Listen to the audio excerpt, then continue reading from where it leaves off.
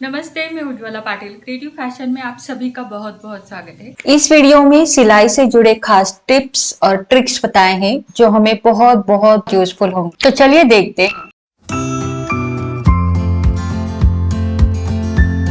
Hack number 1, यहाँ पर 2 square pieces लिए हैं। इसकी चौड़ाई और लंबाई 2 इंच है और इसकी 1.25 इंच है। अब यहाँ पर बॉबिन में मैंने इस कलर का धागा डाला है, जैसे हम नॉर्मली डालते हैं, और उसे अंदर की तरफ डाल दिया है। यहाँ पर मैं करने क्या वाली हूँ वो आपको पता चल जाएगा। अब बॉबिन का धागा ऊपर निकालना है, जैसे हम रेगुलरली निकालते हैं वैसे ही। ये धागा ऊपर निकल आया है। घर में पड़ी कोई भी ऐसी चीज लीजिएगा जिसमें होल हो, कुछ इस तरीके से। तो यहाँ पर छोटा होल है, बड़ा होल है, आपको जिस साइज का पोटली बटन बनाना है उस हिसाब से आपको कोई भी होल वाली चीज लेनी है। मैंने यहाँ पर ये बड़ा वाला चम्मच लिया है। अब इस पीस को मैंने इसके ऊपर रख दिया, थोड़ा सा इसको प्रेस किया। अब ये छोटा वाला पीस है, इसको हमें इस तरह से फोल्ड करते जाना है और इसे डालना है इसके अंदर। डालने के बाद अगर आपकी उंगली जा रही है तो अच्छी बात है। अगर आपका छोटा होल है, छोटा पोटली बटन बनाना है, तो इस तरह की चीज लेके इसको नीचे की तरफ प्रेस कीजिएगा। अब नीचे की तरफ ये पूरा इस तरह से आएगा और बहुत ही स्मार्ट तरीके से हमारा पोटली बटन एकदम फास्ट रेडी हो जाता है। अब यहाँ पर जो नीचे की तरफ बॉबिन में मैंने धागा डाला था उसे मैंने लिया है, राउंड करके हमें इसको रैप करना है और यहाँ पर इस तरीके से हमें ट्विस्ट करके 2 नॉट्स लगाने हैं। ठीक है, तो ये हमारा पोटली बटन आसानी से बन जाएगा। अलग से रील का धागा लेने का, उसको पकड़ने का, तो वो चीज का टेंशन नहीं रहता, क्योंकि बॉबिन जो है नीचे की तरफ से धागा ऊपर आया होता है, तो एक हाथ से काम बन जाता है। और देखिए पोटली बटन हमारा रेडी है। सेम तरीके से हम कम समय में एक साइज के पोटली बटन बना सकते हैं, वो भी पूरे शेप में। तो एक छोटी सी ये ट्रिक थी जो मैं यूज करती हूँ। जैसे मैंने बताया, यहाँ पर ये कम समय में ज्यादा से ज्यादा पोटली बटन हम बना सकते हैं, वो भी कम एफर्ट में। अगर आपके पास ऐसे होल वाली कोई चीज नहीं है तो आप हमारी जो मशीन की बॉबिन होती है उसमें भी होल होता है, वहां पर भी ट्राई कर सकते हो। तो इस तरीके से ये फटाफट से पोटली बटन बन गए हैं। अब बढ़ते हैं आगे, हैक नंबर 2। जब भी आपको पाइपिंग, जिप या फिर कोई पोटली बटन्स लगाने हो तो हम इस तरह का सिंगल फुट इस्तेमाल करते हैं। ये सिंगल फुट आपको किसी भी टेलरिंग मटेरियल शॉप में मिल जाएगा, 50 रुपए तक ये आ जाएगा। ऑनलाइन में थोड़ी कॉस्ट है, तो इसे इंस्टॉल करना भी बहुत आसान होता है, तो आप ये इस्तेमाल कर सकते हो। लेकिन अगर आपके पास ये नहीं है तो इस नॉर्मल फुट से भी आप पाइपिंग बना सकते हो। तो सुई को मैंने ऊपर लिया है। अब आपको इस तरह का फ्लायर लेना है, हम इसको पकड़ भी बोलते हैं। तो इसे बस यहां पर इस तरह से पकड़ना है, ठीक है। ऊपर नहीं पकड़ना, इसको दाब को पकड़ना है और दाब को हमें घुमाना है इस ओर। प्रोसेस हमें धीरे धीरे करनी है, कोई जल्दी नहीं है। अब ये घुमाने के बाद मैं देखूंगी कि सुई मेरी नीचे की तरफ जानी चाहिए, तो मेरी जा नहीं रही थी, इसके ऊपर ये रुक रही थी दाब के ऊपर, तो दाब को मैंने और थोड़ा सा साइड में लिया ताकि सुई मेरे नीचे तक जाए।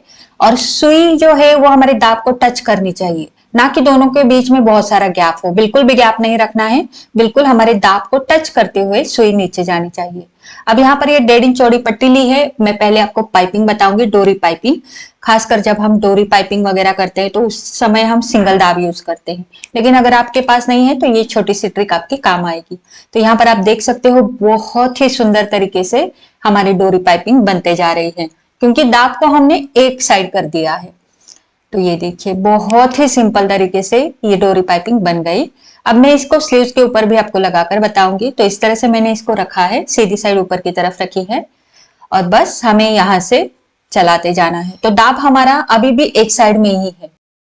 कि बहुत सारे कमेंट्स आने से पहले मैं आपको बताती हूँ, ये जो ट्रिक है, आपकी कोई भी ओल्ड मशीन है, पुरानी मशीन है, जैसे कि उषा है, सिंगर है, ब्लैक मशीन हो कोई भी, तो उसमें भी आप इस तरीके से फुट को घुमा सकते हो, क्योंकि ऑल ओवर जो सेटिंग होता है वो सेम ही होता है।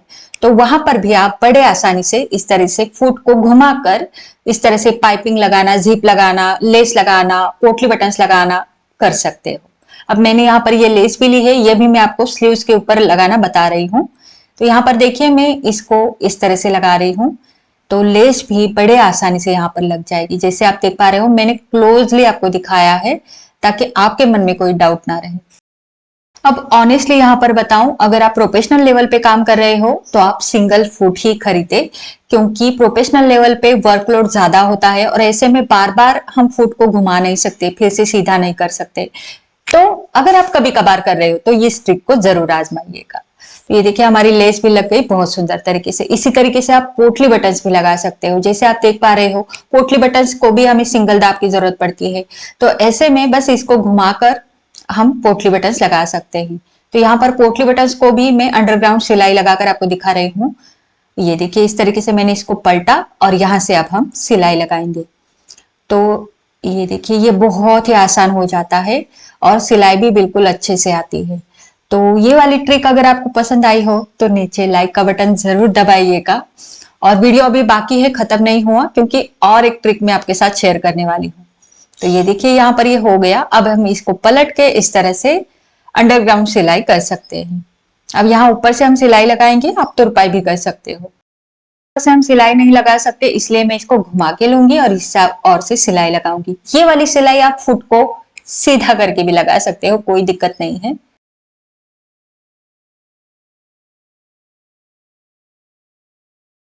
तो ये देखिए तीनों स्लीव्स हमारे रेडी है बिल्कुल फिनिशिंग के साथ। तो इस तरह के आप नेक के ऊपर भी डिजाइन बना सकते हो बहुत आसान तरीके से। अब बारी आती है फुट को सीधा करने की। तो मैंने फुट को सीधा किया है। एक बार चेक करेंगे कि सुई पूरी तरह से नीचे की तरफ जानी चाहिए, यानी सेंटर से नीचे की तरफ जानी चाहिए।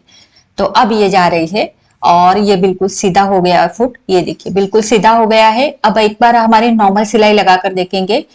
तो इस कपड़े के ऊपर मैं लगा के दिखाती हूँ। तो देखिए सुई अच्छे से चल रही है और सिलाई भी बिल्कुल परफेक्ट आई है। तो ये ट्रिक आप जरूर आजमाइएगा। अब बढ़ते हैं आगे, हैक नंबर 3।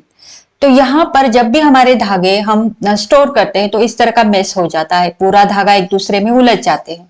तो ऐसे में हम क्या करें, तो आपकी जो रील है उसे लीजिएगा और एक छोटा सा कट देना है। कट ज्यादा गहरा नहीं देना है, नीचे की तरफ नहीं लेके जाना है, बस एक छोटा सा कट देना है। ये देखिए इस तरीके से। जब भी आपका काम खत्म होता है बस धागे को लीजिएगा और इस खाच यानी जो कट दिया है उस कट से मैंने डाला है और दूसरे और भी एक कट दिया है वहां से डाला है। बस दोनों खाच में ये धागा बिल्कुल पक्का बन जाएगा और निकलेगा भी नहीं जब तक आप इसे खींच के नहीं निकालते। तो ये निकलेगा नहीं तो कोई उलझन भी नहीं होगी और बिल्कुल आपका जो बॉक्स है वो क्लीन लगेगा। आज के लिए बस इतना ही। कैसा लगा वीडियो मुझे जरूर बताना। वीडियो अच्छा लगा है तो लाइक करना, शेयर करना और चैनल को अब तक सब्सक्राइब नहीं किया तो सब्सक्राइब जरूर करना। मिलते हैं हमारे अगले वीडियो में। धन्यवाद।